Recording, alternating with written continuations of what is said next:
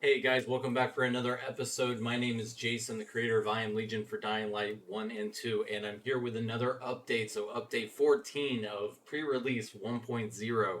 So, I know we're continuing to get a lot of updates in here before the actual release of 1.0, but I want to make sure that we are actually continuing to drive forward this content while we're waiting for this update. And this new update I'm pretty excited about. So, some new bugs introduced here while trying to balance things out, but essentially, I'm taking that human AI system and continuing to try to make that human AI more intelligent. They're still glitchy, they're still having problems, they're not meant to climb, they're not meant to do really anything but just fall over and die. And so, because of that, as I'm continuing to dial this in, I've had some interesting challenges. It's taken a lot longer for this update than intended, but I did want to try to get this update out to you guys so I can start getting collective feedback on your guys' experiences. And I want to kind of demonstrate what I was trying to achieve and what the current state is. So, in this latest version, we basically have higher intelligence AI down on the map. And one of the things that's still kind of persistent is this idea that they are very much still distance based in the sense that I have noticed that I get different AI behaviors based on how far away I am. I think that's because certain systems are getting turned on based on distance. I haven't been able to find a lot of the actual distance code that I think is responsible for this. So, for this demonstration to really take effect, I'm going to go ahead and jump down onto the road and we're going to take a stroll down the road here. So basically, the idea is that our enemy or our AI should be very sensitive to incoming zombies, and also very much trying to position themselves in a way that will allow them to get the upper hand on the enemy. So they will be trying to climb. They will be using their bows and arrows up high as before, but also some additional code has gone into having them climb up and down, and so hopefully a little less of the falling. I did find the settings where I can turn off their ability to fall. This does work so that they don't actually ever fall down. So if we wanted to have these guys up in the air and always shooting, and even if they did drop a little bit, they didn't actually fall on their faces, kind of thing, we could do it. What's super frustrating here is that I found all the code needed to set up the trip and fall system like I had in Dying Light 1, but essentially they've got it all hidden behind, like, I don't know what to call, I don't know what references are needed, just because so many things are hidden behind things. So hopefully here in the future we can continue to update that. But basically, the idea here is that the AI should start to respond more naturally than the previous update, and start actually. So you see here we actually have a bowman up on the higher level floors there, also firing down to try to assist this guy. I have had to do a lot of rebalancing here because originally I basically set these guys up to where they were attacking constantly, and that was fine until we started looking at things like the retreat system, and having them panic and move around and run away, and all these other systems that are already in the game. Well, I wanted to try to bring some of those systems back online, and so that's what ended up costing so much time, is trying to balance that system out. So you can see now that we have this concept of AI that are actually traveling a good ways upwards now, and I've had a lot of fun watching these up high battles. AI will constantly now be climbing up into the buildings, and then they'll have little wars up in the buildings. If you guys were watching my development videos, I have also hooked up the ability for them to throw Molotovs, but the problem that I was having is that they would essentially just burn everyone alive. They would just essentially catch the whole world on fire, and a lot of those systems weren't actually working as natural as I'd like to. So what I'm doing is I've disabled that code for now, just so that I can continue to refine that code so that it makes a little bit more sense. It plays a little bit more naturally in this environment, and we can start to have a little bit more natural interactions rather than having the AI just kind of chaotic and setting the whole map on fire. Mainly because I think that this would be a major problem for storylines and any type of in quest activities and stuff like that if we start to have AI starting to throw Molotovs constantly and that kind of thing. Additionally, I've tried to also round out some of those errors that we were seeing with the weapon swapping. So I do think I was able to round out a lot of those errors and balance these guys out to where now we have a pretty good chance that things like the PK will be able to actually defend the waypoint. So again, this is a numbers game. They will eventually be overrun, but this idea that they can actually set up in formations and that kind of thing and take on these guys, and then when they take too many hits, they're supposed to retreat upwards. The problem is that as I'm continuing to write this, they're basically having the problem of where they're not able to detect pathways all the time, and so some of them will start to get it, some of them will not.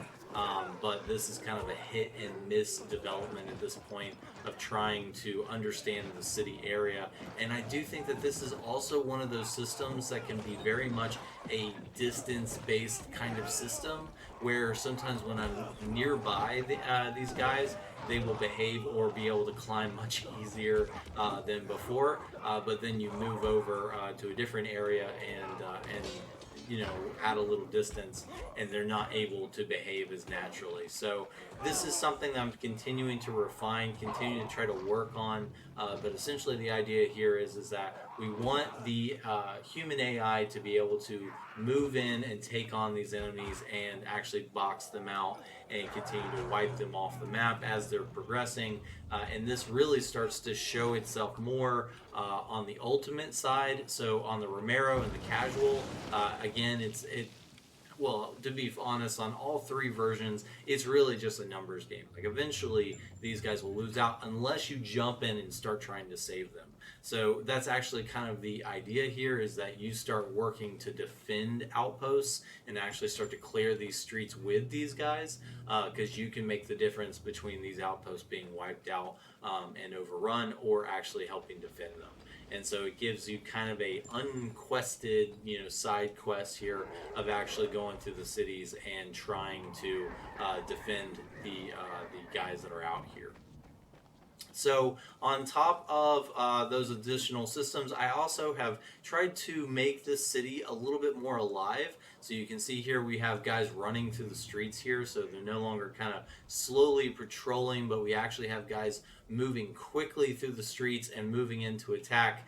And the idea here is that I'm trying to find that balance between them being able to actually run through the city and move similar to how the player does. So the whole point is that we have runners inside this environment that are surviving by climbing, by getting on tops of rooftops. But then all the human AI that was in the game, in the vanilla game, are all on the ground. They're not running. They're all just kind of standing around waiting to die. And so I'm trying to continue to dial that forward by having these guys actually start to run, start to climb, start to move around the city.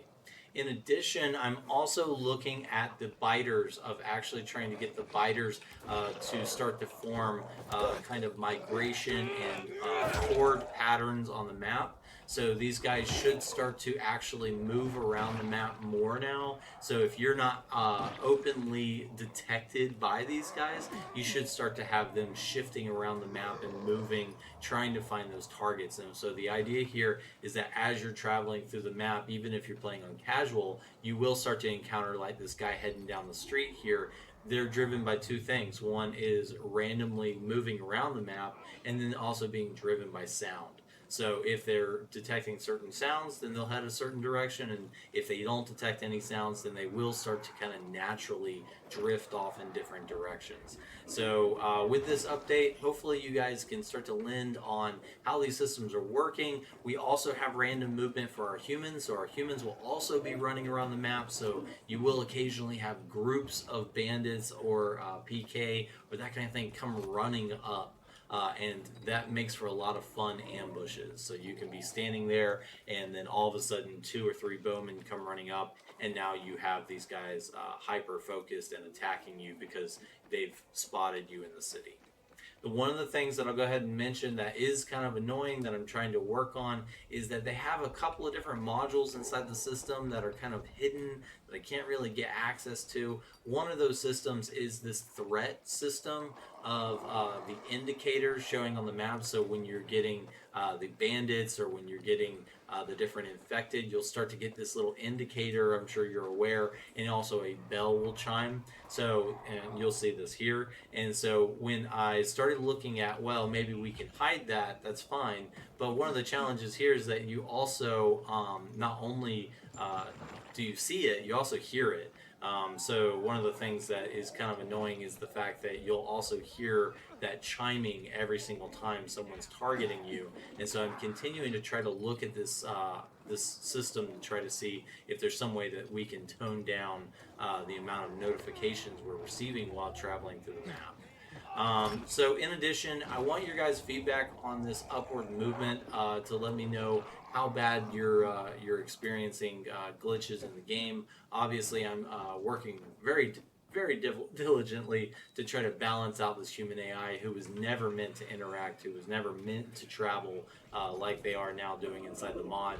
And so the idea here is how can we start to actually expand their knowledge base and have them behave in ways that is unique and interesting on this map that can build out sub stories and different micro experiences inside the game. But then also I'm trying not to break immersion. So I am aware of the fact that, you know, I'm not a big fan of if it's so glitchy that it's making me not enjoy the mod, then obviously that's not something that I want to keep inside the game. So on top of that, I'm also working on an overhaul for our zombies. So you guys may have seen, you know, some of the optional things that I mentioned before, like bringing kids into the fold and actually having kids out here in the city. Also, like reamping a lot of the class systems in this game for these different AI that you see. I'm continuing to work on this, and so some exciting things that I'm working on. I won't be releasing it this update, so I've decided to pull this out because I actually found a new approach that I'm going to try to do that's pretty exciting, that I think is going to flush some life back into the game and help with some of the boring zombies, if you will. And so I will be continuing to hint at what this is and try to get updates posted here shortly. But I'm excited to share with you guys. I just don't want to release this too quickly, as that will also kind of break a lot of your guys' immersion by adding something that's not ready to launch. In addition, I'll be pulling out, so you can actually see in this demo video, I still have a couple of the child zombies in early tests. Those are all very much early tests and will be pulled out of the game for this actual release. So you shouldn't see those released in this game. Those should be pulled out, and you should have a city that is more alive, that these guys are actually attacking and defending locations and also detecting this enemy zombies. And so just a couple of steps forward from where we were last time. I hate to say that it's been a lot of trial and error testing on this side of trying to make those systems better, and it's been kind of a trial by fire of what can we get working and what can't we get working. But I wanted to get this update out. I know that there's several glitches that you guys have been reporting. Hopefully this helps deal with a lot of those glitches, and it will continue to dial in the game for you guys so that you can enjoy the experience with the mod. And hopefully here soon we'll have a more stable version that is flushed out, and we can continue to get rid of those bugs. Thank you guys again for all of your bug reporting inside the Discord. I really appreciate it. If you guys continue to find bugs inside the game, make sure to send those over. I'm very interested in hearing what you guys are experiencing inside the mod, and I want to get that feedback so that I can try to round out those errors. So this has been the casual version. I'll be switching over to recording the ultimate version here in a second, and those updates will be coming out shortly. All right, thanks you guys so much, and I hope you guys have a great weekend, and I'll be talking to you guys here shortly. All right.